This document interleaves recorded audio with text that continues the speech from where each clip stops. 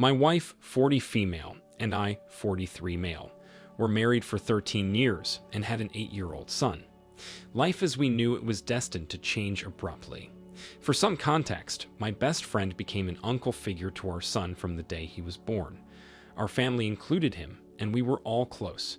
My wife and I both worked, but my wife's hours varied, so on certain days she got to spend the day with our son instead of taking him to daycare and eventually school.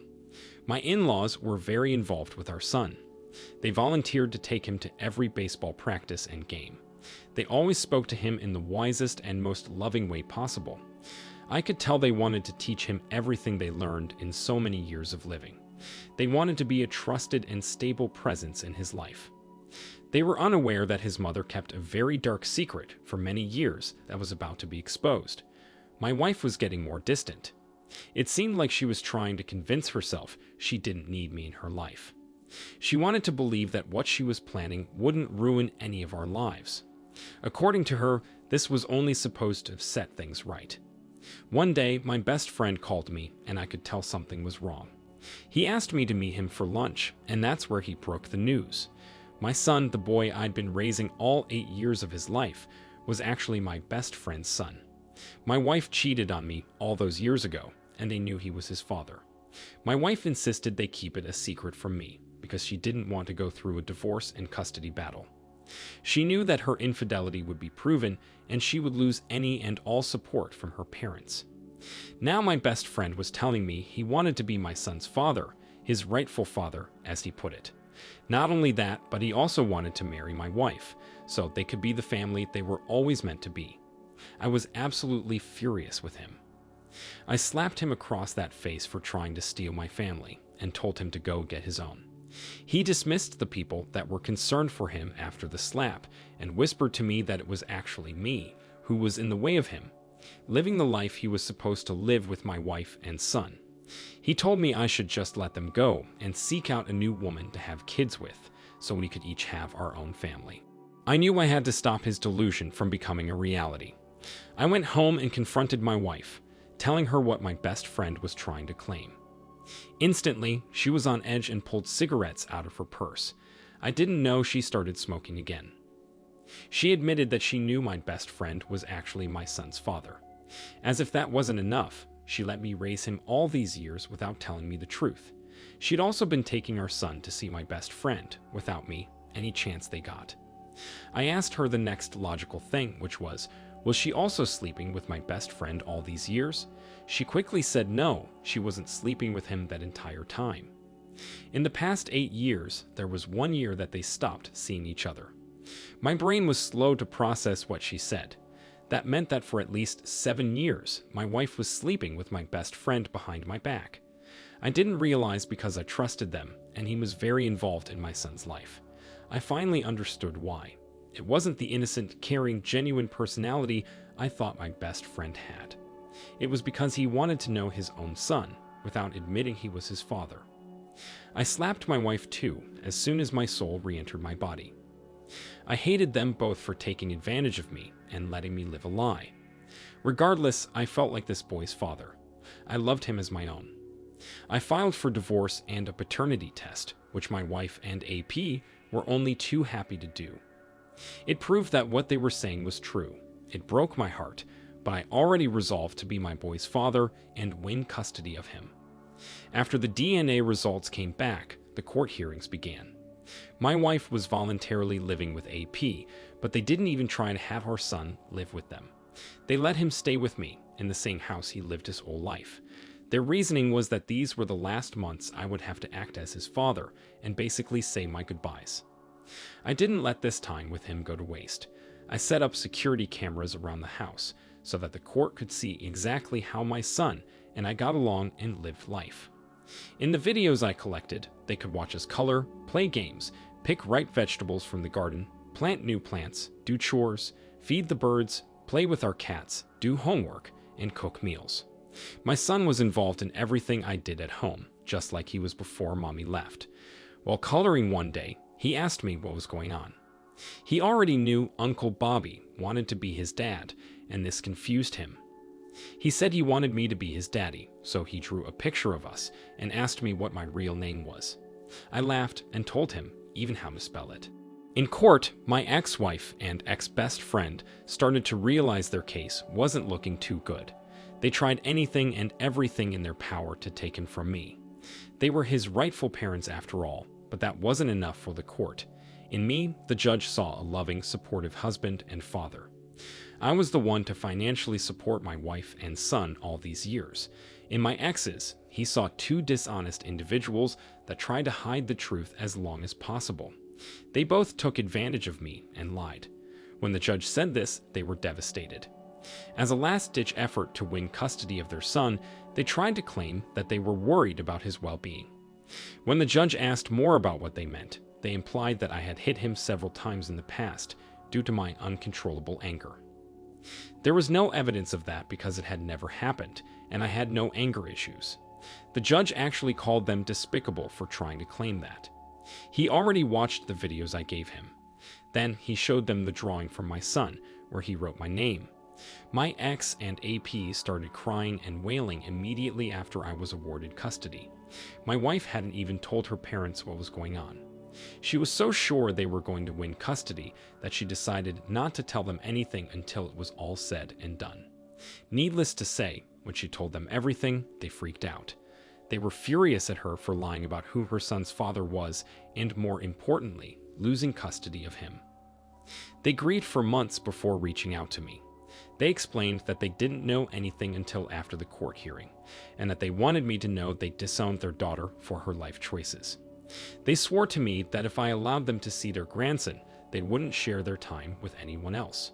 Eventually, probably over a year after the court hearing, my son's grandparents were back to taking him to his baseball events. OP, I am so sorry your wife had an affair with your best friend and never told you he was your son's father. I'm pretty sure this is the worst thing a woman could do to her husband.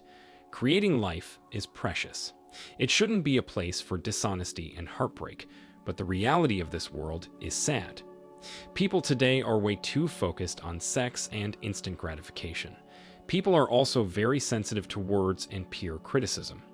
Marriage is intended to be a lifelong partnership filled with compromises, hard talks, criticism, brutal honesty, forgiveness, selflessness, and unconditional love. There should be nothing, absolutely no reason a spouse would ever agree to sleep with someone else. You were very wise to file for divorce and custody. I wish you and your son the best of luck in life. Thank you for sharing your story. Let's now get into our second story for today. My wife, 33 female, decided to cut me, 38 male, off from sex. She also stopped helping around the house, expecting me to handle everything without her. She claimed it was because I needed to earn back the privileges of a good husband. I was feeling starved of connection and reassurance whenever I tried to talk things out with her. I didn't understand what the problem was, because every time I tried to get a straight answer out of her, she'd bend it, change the facts, redirect it, or answer with another question. Nothing was making sense, but she wanted me to believe the division between us was my fault. I knew what was happening when she told me she planned to attend a women's-only event. She knew I couldn't ask to go, and if I tried to ask her to stay, she would say I was denying her what she needed, even though that's exactly what she was doing to me. While I couldn't sleep, I went through her accounts, phone records, and search history. I paid a few dollars to trace some suspicious numbers she communicated with a lot. One number specifically was seen 10x more than her mother, who she always kissed up to. This was her therapist's personal cell. I did some more searching and found he lived in the same town where my wife booked the hotel for her women's-only event. On the second night she was gone, I put together a timeline of events that included all the facts I uncovered and the conversations we had. She was doing some pretty disturbing internet searches, including how marriages turn out with your therapist, how to hide assets during a divorce, how to catfish someone, and if a therapist can lose their license for having sex with their client. She was in love with AP and Googled him almost every day. She did background checks on him and his wife too. I confronted her via text while she was on her trip, outlining all the evidence. I called AP by name and told her she needed to come clean if she intended to fix our relationship. She came home a day early and wanted to know how I found all this out, but I didn't need to tell her anything. It didn't take long for her to come clean about everything and even provide me details. She said her and AP first had sex 3 months ago, around the time she stopped having sex with me, but their emotional affair started almost a year ago. She told me she wanted to stay married to me while she continued sleeping with her therapist to see where things went. I knew immediately I was going to report AP to the board and have his license revoked. My wife tried to persuade me to stay married to her by tempting me with amazing and fun sexual opportunities like threesomes. As much as I didn't want to go through a divorce and end the marriage we had, I didn't want to be a pushover. I didn't want to be manipulated by someone that didn't deserve to have my love and support. She manipulated me by cutting me off from sex and any help around the house. She stopped being the wife I knew and loved and only considered giving that back to me if I let her have what she wanted, which was other men. What if this had been the other way around? If I started an affair with another woman and my wife found out, you know as well as I do that she would have divorced me and gotten to keep the house and half my income for the foreseeable future. This woman was nothing but a selfish waste of space. I saw that truth, even though I loved her in the past. She betrayed me, and I wouldn't be made a fool by giving in to her demands and continuing this broken, dirtied relationship. I had proof of her infidelity. If my wife wanted an open relationship, she should have talked to me about it.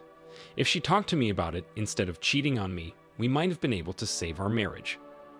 We could have talked about when we got married, how we vowed to commit all our love to each other. That's what made it so meaningful. As soon as someone decides to let another person love them, they run the risk of jealousy, mixed emotions, and destroying the bond they had with their spouse. My ex will be the first to tell you it wasn't worth it. She pays me alimony now and had to move in with her younger sister because the mother she kissed up to so much didn't want anything to do with her.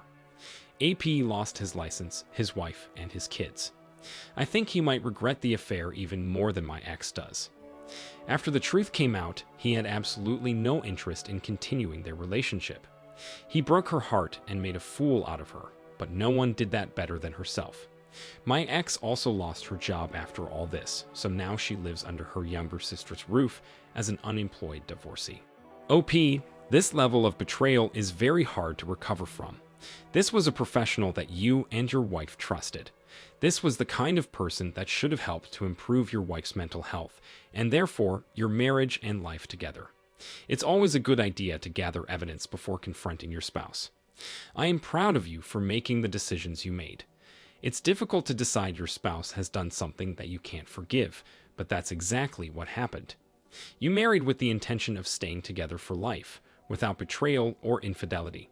There didn't have to be infidelity if only your wife would have spoken to you honestly about what was happening, instead of hiding it until she started manipulating you. She let this forbidden and unnecessary relationship grow and grow. Thankfully, you managed to see your wife's actions for what they were and refused to give in to something so foolish. Thank you all for taking the time to listen to today's stories. If you enjoyed listening, please feel free to like and subscribe if you haven't already. Also, comment below with your thoughts on what happened. Take care.